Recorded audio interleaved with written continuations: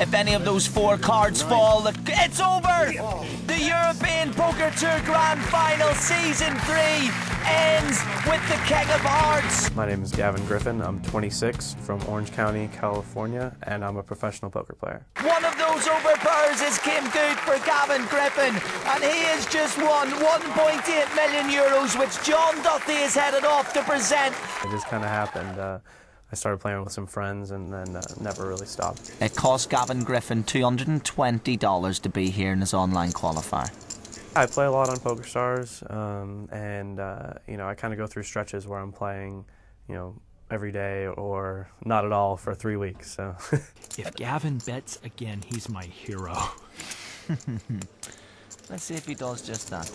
I don't really have like a set strategy going into any tournament. I kind of adjust to whatever's going on at the time, you know, the different players or the different atmosphere or whatever.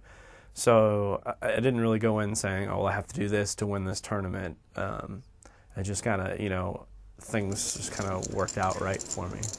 Now that hits Eric. Now watch Eric bet. He might not bet here. He might be checking, prepared to Well, Griffin's going to check. Griffin's going to bet. I thought he's going to check. I'm always playing to win the tournament, no matter how many players are playing, whether it's, you know, 9 or 800 or 5,000. I'm always looking to take any edge I can get. Okay, Gavin is my hero. That is just a beautiful bet. That says I have a king, I've had a king, I still have a king. You don't have the best hand, because that bet is what makes champions champions. He fired a 3rd barrel into the teeth of that flop.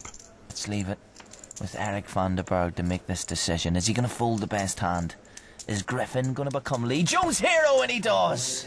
That was just world-class poker right there. A lot of online players have that kind of same attitude because, you know, we play at a little bit higher volume than some of the older guys who have, you know, always played live or, you know, if they bust out of this tournament, they got to go home. Whereas, like, if you're playing online, you know, you're playing in 6 or 7 tournaments, and, you know, if you bust out of one, there's another one registering in 15 minutes. Oh, it was incredible. You know, the room we played in, like, was easily the nicest tournament poker room I've ever been in. The, like, kind of like starry sky feeling of the ceiling was awesome.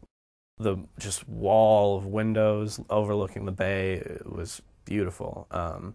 And, you know, like I said, the structure was incredible. So just kind of the whole combination, the whole atmosphere was really, really awesome. It's America against Canada. It's Griffin against Karam. 27-year-old Mark Karam from Canada. 4th in last year's final. He's now going to be in the top 2.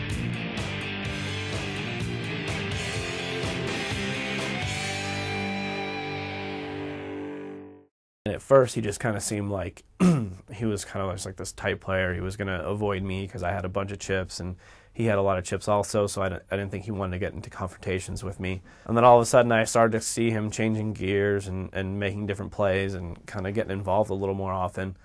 So I really started to kind of respect him as a player. He's very good. He played really well the whole tournament. So he was a tough opponent. Gavin Griffin's on the button with that king-queen. He's made that bet. How much credibility will it be given by Mark Karam on the big blind? The answer is not much. Little does he know he's going to be dominated here, but this is what you'd expect. You'd expect this move. You guys are allowed to just call or fold, you know that, right? I have been every time. Let's see what comes on the flop. Well, Karam's actually being dominated here. The queen's no good to him, maybe looking at jack. No, good play, strong play by Mark. It was a bit of an odd hand, especially because, you know, we'd been playing all these small pots. So I made it 125, which was kind of my standard raise with the king of diamonds and the 5 of clubs. Mark made it 400,000, which he'd kind of done a lot.